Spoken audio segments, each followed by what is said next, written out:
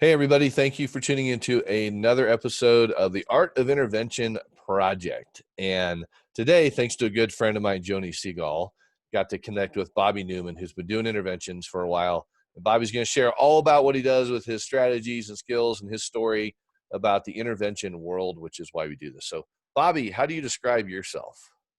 I am a person who is completely recovered from my own addiction. I went through a rehab program 20 years ago, and by the skin of my teeth was able to go to a program and not go to prison. And I've since started out, I came out of, after completing the program, I had an opportunity to learn how to do drug prevention. And with no public speaking skills whatsoever, I learned how to do drug prevention and got in and actually set up two different drug prevention programs that eventually reached well over 500,000 kids. I think it's over 600,000 kids, during that time, and then I got into admissions in a rehab facility, and then I actually had an opportunity to work set up a rehab facility, and I got an opportunity to go to Hawaii. So I'm a small town Oklahoma boy that came from the middle of nowhere, Oklahoma. Once I got off drugs, all these opportunities came. It was like, you never would have been able to tell me, oh, these things are going to happen to you. But they did, and they are continually happening, and it's been awesome. I've got into interventions out of necessity. I've worked with when I was in the admissions, I worked, I would hire interventionists, and I worked with them, and we, to get people into our program. And then when I was out in Hawaii, programs would call me from the mainland, and they'd say, hey, we got a guy in Hawaii. We need you to, go intervene and bring him in. And so I started doing that. And then as I would bring people in and I would land, they'd say, oh, well, we got another one in Alabama, or we got another one, and go get. So then I just got to where I just kind of had a knack for it, and it's a very rewarding field, and many people tell me, well, I don't see how you do what you do. Families time and time again, so this is what you do for a living, and I'm like, well, I know there's a pot of gold at the end of the rainbow. I just know what's at the end of the rainbow for this, and so that's what keeps me going. So anyway, that's my story in a nutshell. It's much longer with much more events than that, but that's where it started and where it's at now. So. Yeah, well, you're definitely well-rounded, well-rounded in this world of seeing it from multiple angles with, even talking to teens and now families and traveling around. And I mean, you've Right. seen it from all, and being one yourself. I mean, you talk about, you got to go to a program over a prison. I mean, there's all those horrible P's, right? Probation, parole, program. Yeah, I'll take program over any of those. Yeah, it's funny though, when you're in the middle of it, you can't, I mean, it's insane. I look back at that moment in my life and I'm thinking, why did I have to push it all the way to the very edge? Why did I have, why couldn't I have just, went in, tried to change? But anyway, it is what it is. So.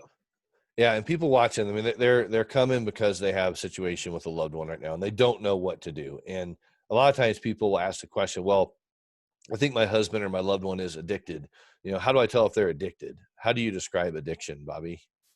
How do I describe addiction? I had a friend of mine in Hawaii. He was in the military. He was my neighbor, and he very responsible guy, a family man, had kids and wife and married and had a career plan and a path and all that. But he also liked to drink a lot on the weekends. And he asked me, do you think I have a drinking problem? And I'm like, well, if you put alcohol in one hand and everything else that matters in the other, your family, your job, your children, and and you choose alcohol, then you obviously have a problem with alcohol. And to whether, to what degree, I mean, if you're you're having marital problems, or you're having problems at work, or you're having, and it's because of alcohol, then you need to take a look. That's where you need to, that's where it starts. And whether it's people, the fine line of abuse or addiction or whatever, that's where and there's that line that you cross that you oftentimes don't know it's there until you're way past it. So you really need to take a look at those, what I call, red flares, those markers, the indicators that are not good, that you need to change. It's never, my motto is, as far as intervention goes, it's never too soon for an intervention. It's always too late. Mm. So. Yeah, it's powerful because when families call you, what's the usual situation happening? I know they're all different. I mean, it's all different, right? But what's a common situation people call you and say, Bobby, I heard about you. I got this happening. Can you help? It's usually right before I always tell them I'm the guy that they call right before you go over the cliff. I'm the safety net trying to, because it's not going to get any better from here if we don't change what we're doing here. I always like to refer to, people, interventionists and people out here on the front lines of addiction as the first responders. We're trying to get there before the ambulance, before the police, and, all the other emergencies, the flashing lights come, So, I felt like I kind of answered your question with intervention, but, I feel like that's a common question people ask is, well, I don't know how addicted he is. Well, it doesn't, my son, I have a 28-year-old son that's doing great. He's in sales. He's a good looking kid, very smart, but when he's 14, 15 years old, he was going down the path of incarceration fast. Wow. And we had to intervene on him. And, and I didn't have any evidence of him using drugs at the time, but he definitely was in trouble, and his mindset was wrong. And so we intervened on him and got him squared away, and he was able to go back and enjoy high school and have dated a cheerleader, played football, and they made it into the play. It's just a small town Oklahoma thing, but still, it was very enjoyable. He can look back and remember fond memories of his high school, which would have been filled with not so fond memories had we not done something. So. Well, thank goodness for, and again, intervention as a whole. I mean, anytime you confront someone about something, that's an intervention. You're intervening in a situation. But we did kind of breeze over a little part of your story earlier when we talked about, well, I avoided federal prison and went to a program. So let's get into Bobby's story a little bit, and we're going to get back to the art of intervention piece. So tell us a little more about your background of substance abuse. I grew up in a very small town of 650 people and about 13 churches.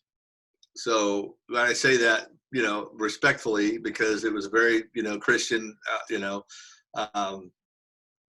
in the Bible Belt of Southern Oklahoma, and definitely had a moral upbringing, and working. I mean, I even worked in high school we're hauling hay, and my first job was cleaning out horse stalls. I mean, you worked in the summertime. You were working, and you were doing your thing, and I never really had anything handed to me. But I was bailed out numerous times as I got older. But my biggest problem when I graduated high school, I went to a small school. We were good in sports and had an opportunity to go play college ball at a small school, and I did that for a little while, but I lost interest. But I, started drinking when the first time I got drunk. I think I was 11 or 12, and my parents actually knew I drank some. I don't know. We were at a rodeo, and I drank 2 or 3 beers and got smashed, and then they knew it. They kind of laughed it off. Ha ha ha! No big deal. And so I kind of took that as it's not that big a deal. And I saw other people in my family drinking, and so I continued to drink, and then that was a big thing. It was like in high school, it's like, the party on the weekend, or we had things that we would do, bonfires and stuff like that. And so we would drink, but I swore, I thought, I'll never do drugs. I'll never smoke weed. Well, towards the end of my high school year, basketball's over, football's over, there's track, and we're just kind of winding down for the school year. No real, why not? I'm going to, so I start smoking some weed. I'm like, oh, okay, well, that's better than being hungover, so start smoking weed. And then I go to college and got introduced to an amphetamine. That was a prescription pill. Another player used to bring it in, and I don't know where he was getting them or even what it was, but I knew that you could take it, and you could, even if you'd been drunk, like on Thursday night was the night that all the college kids went out and partied, and we'd go out drinking, and I could take half of that pill and instantly sober up. Mm. And then stay, and drink till 2 or 3 in the morning, go back to the dorm, sleep for a couple hours, and then, get up the next morning, take the other half of the pill, and then off I went like nothing happened. I was just like, wow, this stuff is awesome. So I got to where I'd do that on Friday night, and then it was like, oh, well, let's do it on Saturday night. And then it was like, Yeah. more and more, then drinking, now smoking weed. Then I got introduced to methamphetamine. So it just kind of gradually, meanwhile, I'm still trying to figure out life and trying to get a direction. I dropped out of college, not because I was flunking out. I still made decent grades, but I went on to trade school and graduated at trade school, which, I made a decent living, a very good living, and with good insurance and, for all the retirement stuff. But, I actually had that under my belt and still have it under my belt for that matter. I learned a lot I'd go out, but my substance abuse got worse.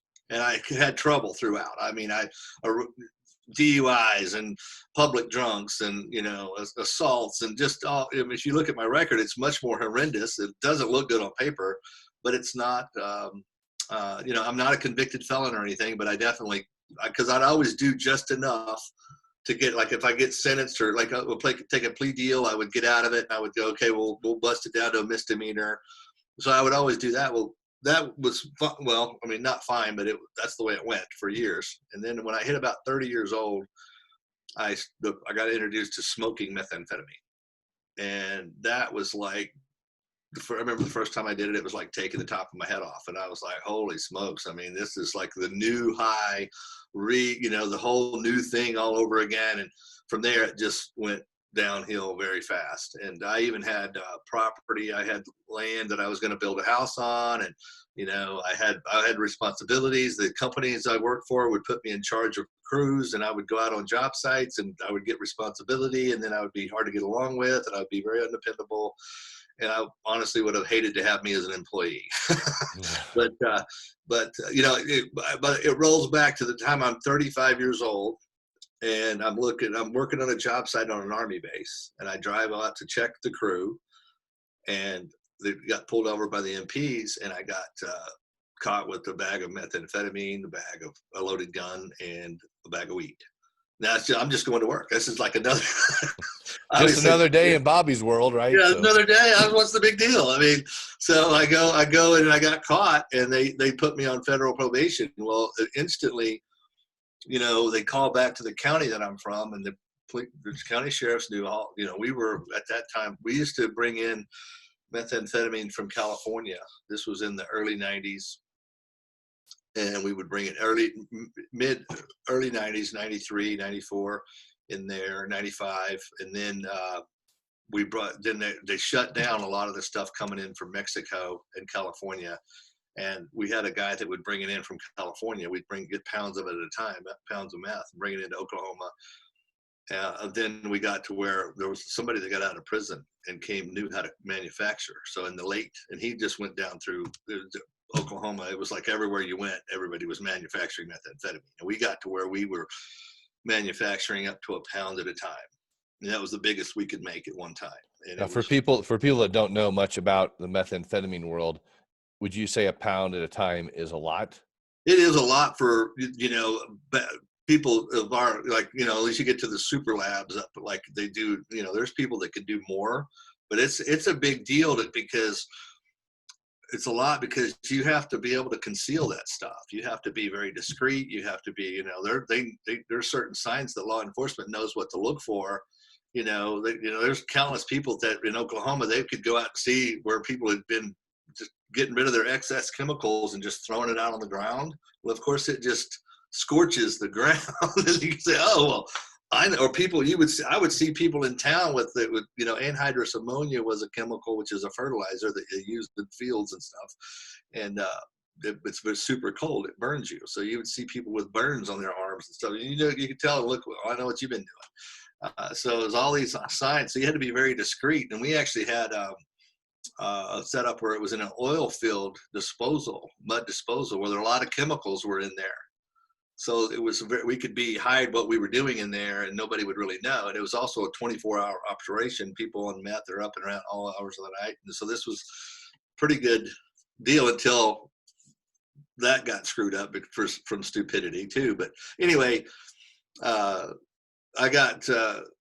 went into the courtroom, and I thought, well, I got my paperwork. It was several months after I got arrested that I got my paperwork and I got a letter. I actually still have a copy of it. It says the United States of America versus Robert Newman. And I was like, oh, wow. I was like, I went from the state of Oklahoma. Now I've got a whole country. Wow. And you would think that would be enough to like wake a person up and go, wait, whoa, you know, it's a big deal. And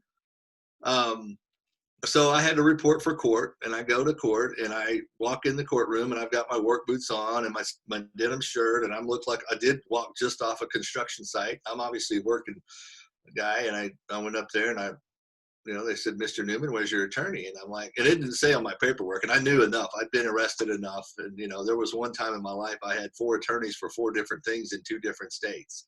So I knew kind of the way that it works with the court systems and stuff. And it didn't say specifically for me to bring an attorney. But I said, and then the magistrate asked me, he said, well, Mr. Newman, where's your attorney? And I said, I didn't bring one. Am I supposed to bring one? And I start shuffling my papers around, kind of like, I'm looking, and he goes, well, Mr. Newman, you're in a court of law. And I said, as a matter of fact, you're in a federal court of law. And I said, well, he said, well, let me ask you this. How do you plead? And I said, well, I'm not going to plead one way or the other. I'm not going to admit one way or the other. I'm not going to say, but I do know there's a video.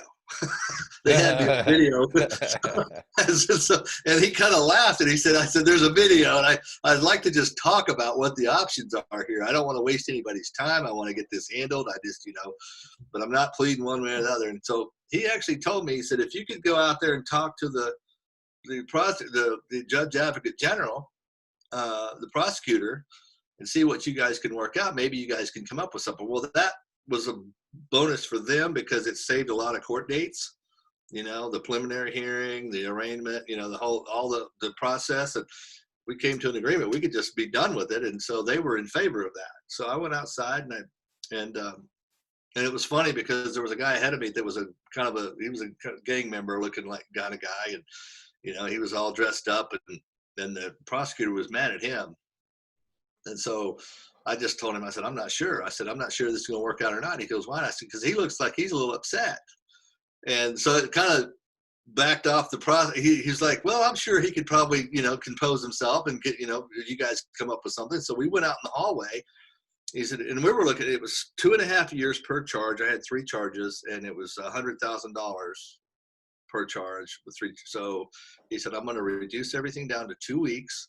And I'm going to reduce the fine down to $2,500. I'm going to offer that's crazy. You don't hear that very often at all. No, not without hiring an attorney for 15 or 20 grand. And I said, you know what? I'm going to take that deal. I said, I'm going to take that deal, but I want to plead no contest and not guilty. And I want to ask one more favor. He said, what's that? And I said, I want to do my 2 weeks in jail on the weekends.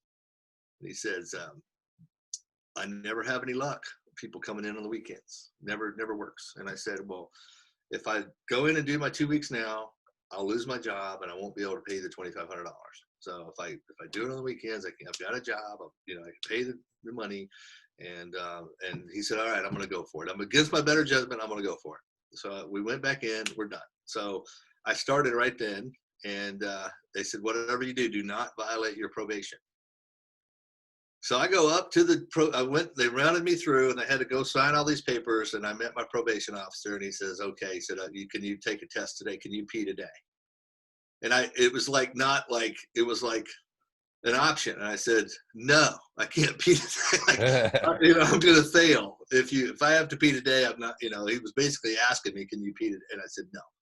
So I got through that, and I thought, and I went and reported in the first weekend to jail, and I started my process, and everything was fine. And then, it was kind of an unfortunate thing because 80% of the guys, when I got thrown in jail before, in my experiences, it wasn't a big deal. I was never in there more than 24 hours. And so I'd always get right back out. I'm sorry about that. And it was kind of like a slap on the wrist. It was no big deal. It was kind of like, ha, ha, ha. It's like, but then this was entirely different because 80% of the people that were in this particular county were all going to prison, and they were waiting for their time. So it was a lot more serious people in the jail. It wasn't like being back where I'm from and it being like a high school reunion or something. It was like, and so I was exposed to a lot more different element in there. And, I got in there and it was fine. And, it was the guys that are in there for months, they don't like weekenders. And I'm going to shorten this up a little bit, but I'm getting to the point is I violated my probation. They said, do not violate once. I violated it 3 times. the hardest thing that you'll ever do is go and turn yourself in on the Friday night when you're high on drugs. It's impossible. I didn't realize that, but that's why the prosecutor didn't like it. I said, the third weekend I didn't go in, and they called me back in. So that was my first violation. Then I tested positive for a drug test, and then I missed a weekend again. So I violated the third time, and then the prosecutor brought me back to court, and I brought my dad with me, because my dad would always pay my fines. And I thought, well, and I'd always have to pay him back. But anyway, I brought dad with me, and the prosecutor told me, he whispered it. He said, if you come in here one more time, you are going to go to prison. I'm not, he's mad at me. He's livid because he Yeah, made I'm me. sure he is. Yeah, Because here's the thing. He yeah. gave you this opportunity, right? And said, hey, I don't like people that do the weekend thing. And here you're the classic example of it. So yeah, of course he's feeling a little jaded. He is definitely hot. And so I'm like, okay, no big deal. Okay, you won't see me again, I promise. And well, I had 4 days left. My dad and my sister came, and they did like a little mini intervention on me. Then they got me out of jail. They took me out to eat. They sat down and they presented this program to me. And I said, you want to go? You want to go? And I'm like, no. Then I had all the standard answers. All I need to do is go to work. All I need to do is, stop hanging out with my friends. I know what I need to do, and I can do it. I can do this on my own. I got this beat. And so I left, and I didn't take him up on it. And I'm lucky to have lived. Not only that I'm lucky that I didn't go to prison, I'm lucky to have lived through the next 2 weeks, because I OD'd. I had a car wreck. I got arrested again. And it was in a small municipality and I had drugs on me, where if they would have caught me, I went in and they had I had to pay like $100. So if I could get somebody to come up here and pay $100, then they don't have to take me to the county jail. If I'd have went to the county jail, they would have had to strip search me, they would have then found the drugs. And so luckily, with like 3 minutes to spare, a friend of mine comes up with $100, pays the little small town, and I leave. And of course, it was like, we're laughing about it. It's a very tense moment of anxiety until I got loose, and then we're laughing about it. But then, fortunately, so that's when I talk about an intervention. And when I go in with an intervention, I stress those points, because that very moment that my family confronted me, and then I said no, the following days were just terrible. And I'm lucky to have lived through it, and I'm lucky I didn't go to prison. I went back over to my dad's house, and I said, look, I got to take a drug test tomorrow. I'm going to fail it. And he was like, what the? Yeah, right. I told you, and so we went, and so technically, I know I'm giving you a very long answer and do a lot of talking, but I went and took another test, and I also left the jurisdiction that I wasn't supposed to leave to go to rehab. And I took the test like at the end of the day, so they wouldn't get the results back that same day. And then I left and went to the rehab, and I had the rehab call the probation office and tell them I was there. And they said, well, that's great, because we have his revocation papers right here. We're going to revoke, we're going to put him in prison. And they said, well, he's here now. And they said, well, as long as he doesn't leave, we're going to let that stand. Now, they could have just as easily said no, but they didn't. So that's my story. Yeah. Well, that's the experience you bring as an interventionist also, because families that are up against this, a lot of people are, right? My loved one is up against this wall. They have this choice before it's put on them to go get help or keep going down the path they go. Right. And then the family has this ability to draw these boundaries and say, okay, if you continue to do this, here's what kind of it looks like. So talk to people a little bit about, and thanks for sharing your story too. I think it's important for families to kind of hear that. Like, here's a guy that's been through some stuff that could probably help my loved one, because you've seen it. You've tested the waters, and yeah, you're lucky you didn't get put in federal prison. And so programs help, and programs also advocate for their loved ones, for their clients, and say, hey, we know probably shouldn't have left the state of Colorado to come here, but he's here. Right. And he's going to be here for 60 days. And for them, sometimes it might be, 90 if you need him to be.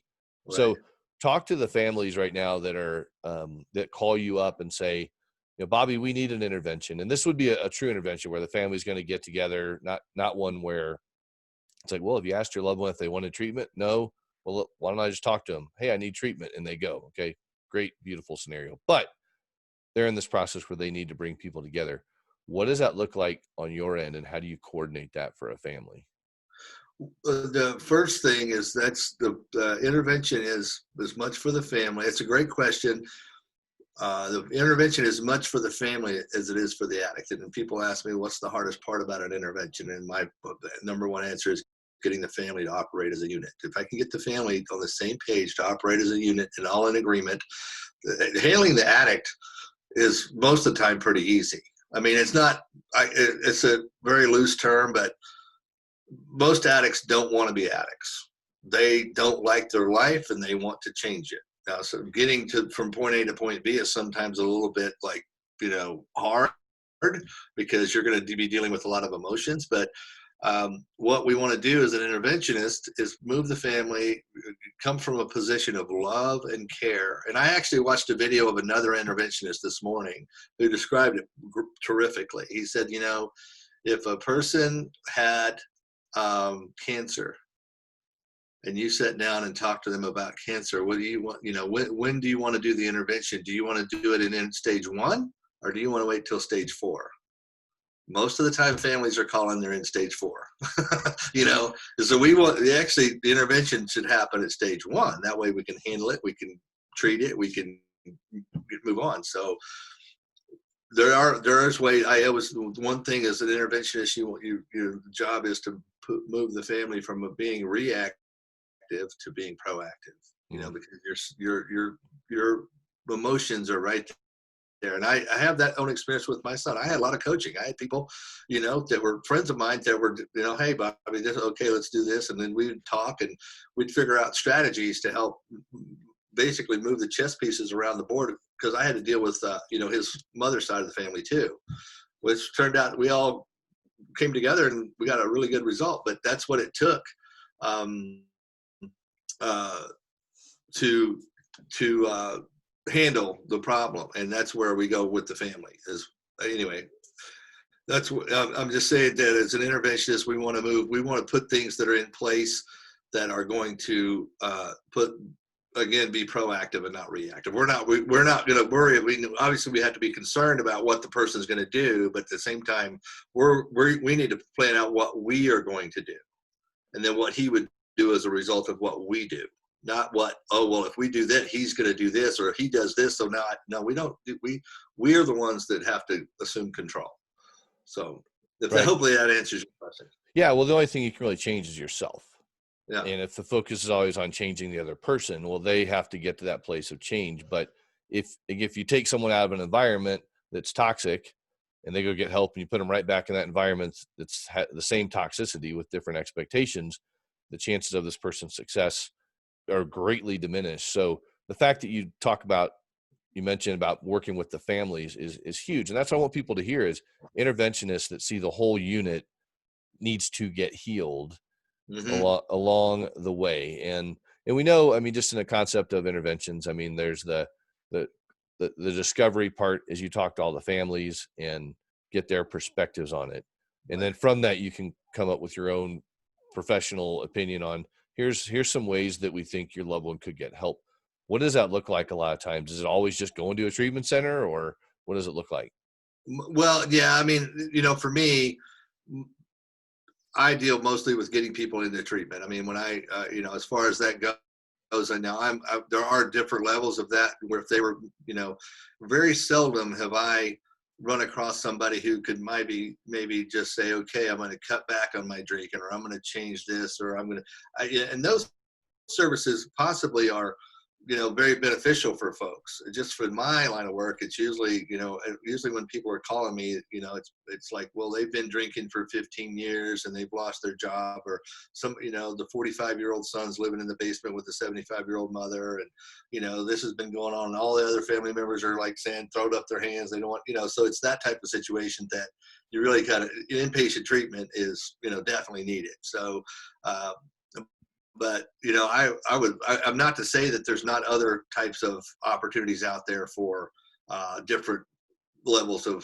treatment, like you're suggesting. So, when people call me, they're looking, and either a treatment center is calling me, going, "Hey, I need you to go help this family," or people are calling me going, hey, I need help with my son. And my first question is, do you have a treatment program picked out?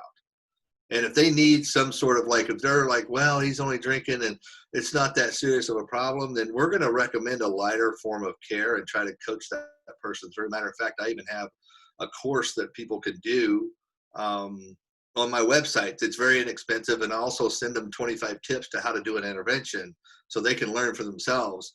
Because generally, if it's that, not minor, but if it's that level of care they need, which is not necessarily inpatient, then they more than likely can handle it themselves.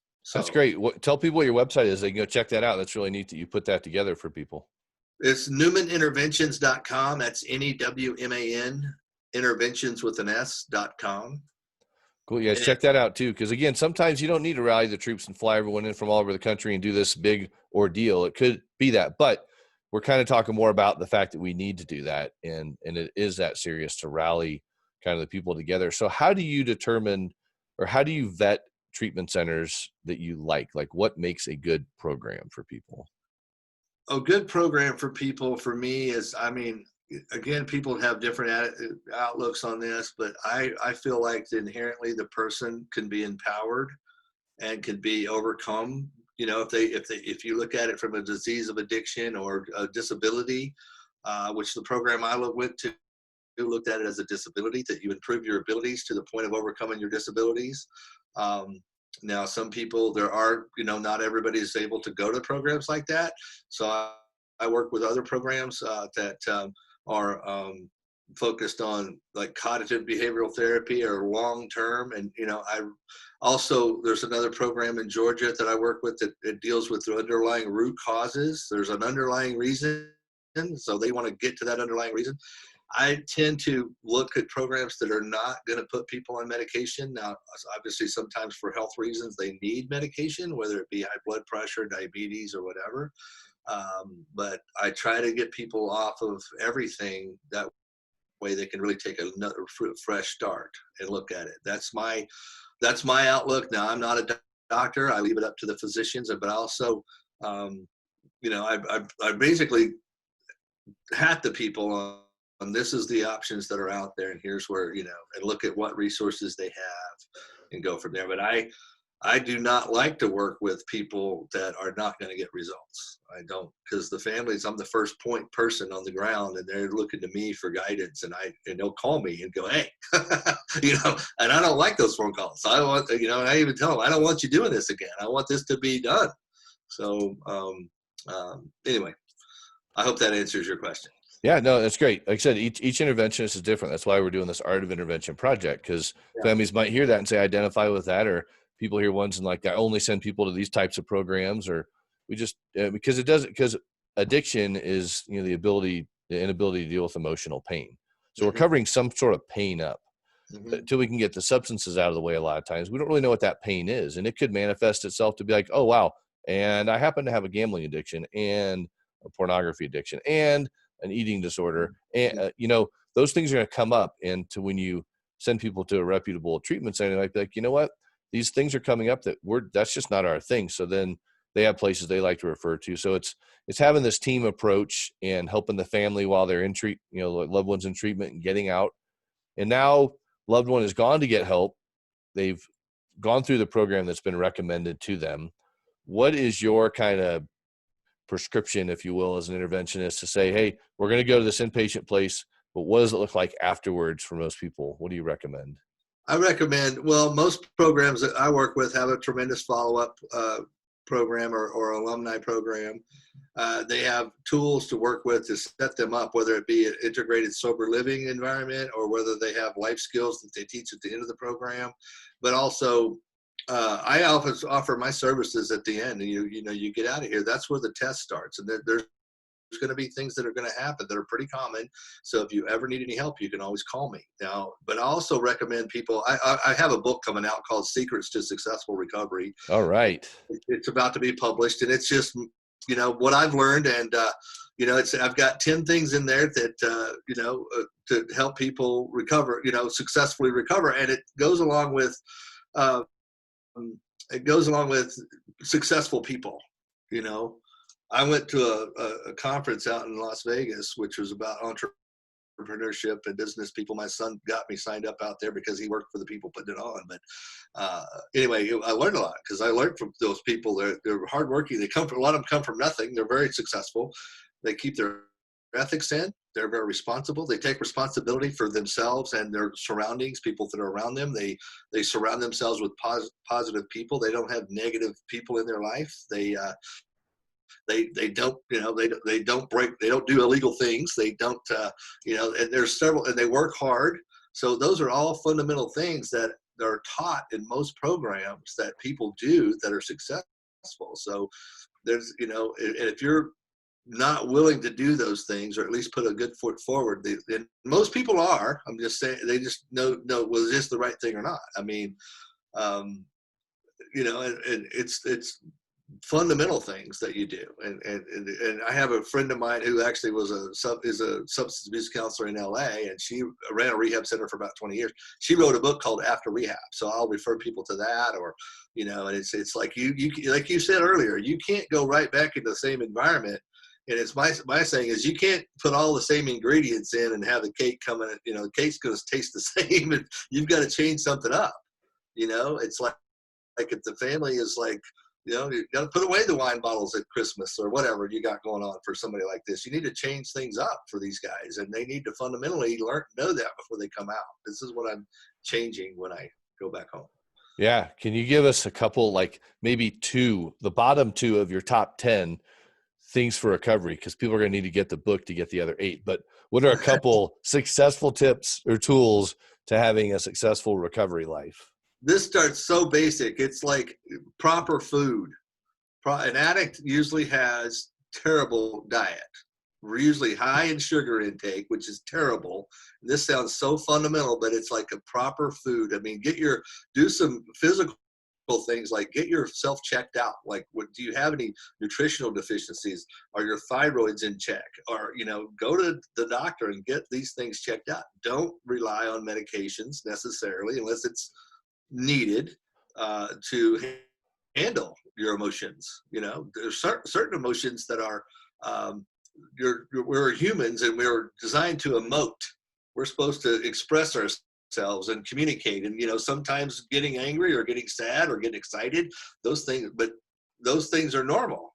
But I would check, get from a physical standpoint, make sure you're physically healthy, getting proper sleep, whether it's 6 hours, 8 hours, then and go and surround yourself with positive people. There's 3 things right there.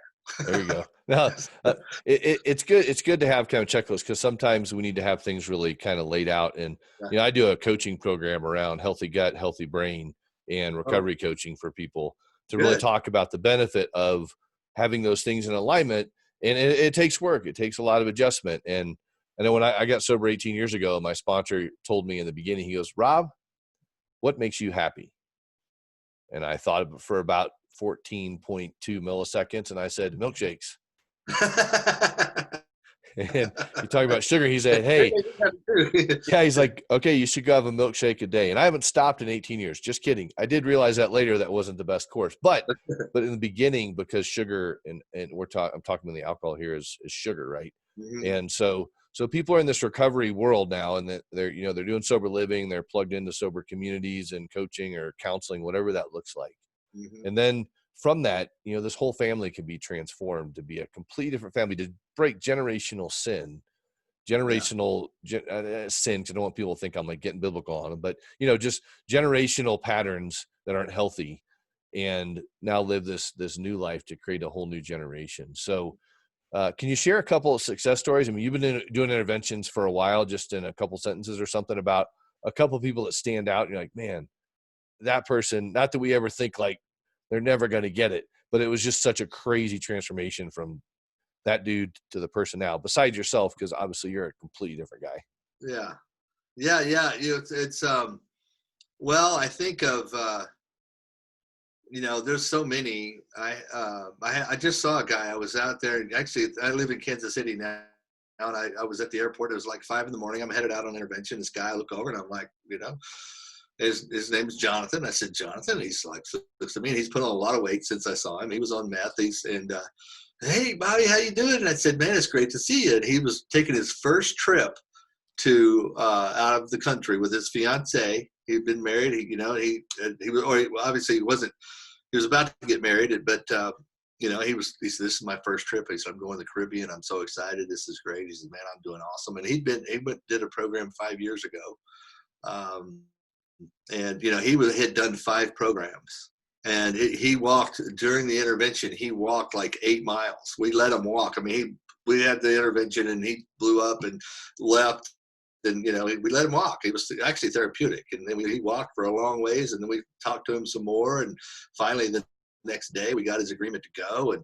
And he was, I've been to 5 rehabs, and I've been this, I've done that. And I'm like, I was able to explain to him how this one was different. This is different. This is something, I said, the only time you fail is when you stop trying. You got to keep going. And he did. And he told me about halfway, I went to see down there, dropping somebody else off. And, he was about 2/3 the way through the program. He said, you never would have convinced me that I'd feel this good. He said, this is the best thing I ever did. So that was just a few months ago. And then there was another girl who actually there's so many of them. There's a little 18-year-old girl from LA, from the Glendale area, and she was addicted to methamphetamine. And it took us. We flew our uncle in, and they were Armenian family, and the uncle, the dad, the uncle just wanted to grab her and throw her in the trunk and keep her up. And well, we can't do that. But this little girl, we got her in there, and we just it was just funny. She literally screamed at the top of her lungs for probably 6 or 7 hours. But she would ask little questions along the way, like, where's this program at? And you want me to go and do this? And, so it was like what we call buying questions. Where is this program? How long is this program? And finally she just kept going. And she went, and it was like she cried the whole way, and we had to take her halfway across the country, and she didn't have an ID. We had to get her through the airport, and it was almost like the trafficking thing. She's a young, cute 18-year-old girl, and then me, Caucasian guy, big Caucasian guy, and then her uncle's there, and then her dad was there, was Armenian. He's got this really stern look on his face, and they've got 2 different last names, and he's like looking at her like he looks like it, he was, anyway, they were questioning. But once they figured out what we were doing, I said, the whole family was there. I said, you can go talk to the mom, the aunt, the sister. They're all right over there. This is what we're doing. She doesn't have an ID. We made it through that, and she went, and about 5 days later, she called and said, I'm so sorry. And she was very sincere apology. That was about 2.5 years ago. She's back in and got a boyfriend now, going to school. She's trying to be a cosmetologist. She's working. Our mom texts me all the time. She's doing great, and so anyway, it's and the other cool part is there's tons of stories, but the cool part is when you help the family and they're so relieved, and then they call, hey, if they know somebody else, and they'll, hey, you know what, you did help the family here, and I'm a friend of theirs, and you got to help me. And so that's the really cool part. Yeah, that's wonderful. That's wonderful when that happens, and getting those pictures and those photos and those text messages says, hey, Frank, Sarah, Chris, Mike, whomever, they're doing well, and those updates are really cool. So families are listening right now. If you've had an intervention done with a loved one, they're doing well, send your interventionist or somebody, your therapist, or someone that helped them along the way. Say, hey, you know what? Bobby's doing really good now.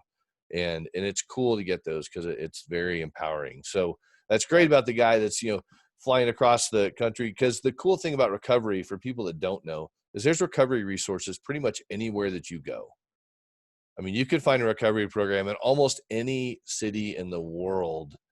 And that is amazing. And whether your fellowship is like AA, but you want to go to a CR meeting or something, or a smart recovery, there's stuff all over the world, you guys. So tap into people like Bobby and myself for those kind of resources, because that's what we're here to provide for people. And it is just beautiful. So I want to speak real quick to the family. People are listening now, and they're ready. They're like on the cusp of making a phone call for help, to reach out to help for help. How should we prepare them to call an interventionist, and what questions should they be asking? Just kind of a rundown of like, hey, here's like 5 top questions you should ask an interventionist when you're calling them. Yeah, I don't know. I mean, it's let me think for a second. I'm just trying to look. I think how many. What I would want to know their experience, kind of what direction they want, what their approach is. You know, how. Uh, you know, I would, as advice to families, that you would want to build confidence. You need to have confidence this person's going to help you. You need to be able to talk to somebody and goes, this guy, can this guy, he's been there, he's going to be able to help me. And if you don't feel that, if people call me and they don't feel that, then I'm going to try to help. That's bad on me as an interventionist. That's bad on me. I need to be able, or that the person needs to be honest. So I would want to know what type of programs that they work with. I would want to know what how are you going to approach this? What are we going to do? What's the, what it's hard for me because I provide all that information. I just say, here's 25 tips. Look at Yeah. this. Here's my website, and then let's talk. And I go over the different things. So it's kind of a difficult. It's reversed. So I would say, let's say this: go to your website. Y'all can read those questions you should be asking, and then you Yeah, call and yeah, get the help, because it's hard to pick that phone up. It takes a lot of courage yeah, to make a call and say, you know what, I heard about this guy or this gal, or there's no way my loved one's going to want to work with a male interventionist, and Bobby and I know female interventionists, and just getting those referrals to say, hey, you know what, I may not be the best fit, but here's someone that can be, or talking through the objections and figuring out what it is. But yeah. first, just making that phone call or shooting that email to an interventionist or something to get that reach out approach done to Hmm. connect with somebody. Because if we're thinking about doing intervention, there's a need, Yeah. and that need needs to be uncovered to figure out what the right approach is going to be. So not calling just the 1-800 number on a television that says, call us and we'll help place you. It's like, yeah, we'll place you to the nearest treatment center. It's going to pay us $8,000 to just throw you in their program. Okay. Right. That's just someone that's brokering people through. But when you can call a live person like Bobby or myself and any of the other interventionists that have been a part of this project, you can get a good scope of, okay, this is what I need to do and Yeah. get the right help. And so we just want to encourage you guys to take that step to get your loved one help, and use these tools, use this interview, share this interview with a loved one that, or another family, that has a loved one that's struggling with addiction. Say, wow, you really need to listen to this, or not telling people what they do. Maybe you could listen to this and get some benefit from it. But I appreciate all you shared today, Bobby. Is there anything else you want to kind of end with to kind of encourage people in their addiction? Maybe there's just an addict out there listening right now is like, I just want to help myself. What do I do? But just encouraging someone to take action. Well, I'm with you. I mean, we align a lot since some of the things you've said. We align a lot in our outlook and our approach. Doing nothing is the only wrong thing to do. People are afraid of making a mistake. Doing nothing is the only thing wrong thing to do. And people say, and I've had people help me. Most people in our society, they want to help. They do. They just don't know what to do. And I've had a full blown meth addict at TSA. I asked her, I mean, she's like she's high as a kite. We're trying to get her through the airport in Tennessee.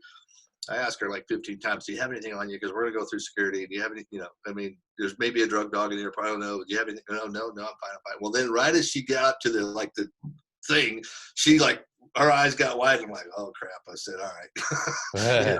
And anyway, make a long story short, we called the airport police. He comes over. I told him, I said, look, here's what's going on. He said, you don't have to tell me. They've already told me what's happening. And I said, she's scared. She's freaking out. And so he basically told her, he said, I'm going to get a black bag. And you put everything in the black bag. I'm not going to look at it. I'm going to take it over to your parents. The TSA people knew what was going on.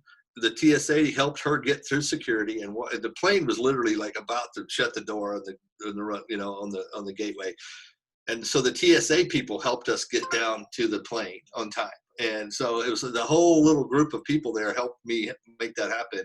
And so my only point in saying that is don't feel bad. Everyone has been addicted by addiction. I mean, affected by addiction. And so don't hide, pick up the phone. Like you said, pick up the phone, call somebody, we're here to help. That's all I can say. Cool. You want to give your number out and your website again? Sure. 866-989-4499 is my number. And then website is Newman Interventions. Newman, interventions.com. There you go, guys. Take action today. Reach out to Bobby. Thanks so much for your time, and I hope you have a great rest of your day out in Kansas City or wherever you might be traveling to today. Thank you for having me. I appreciate it. You got it.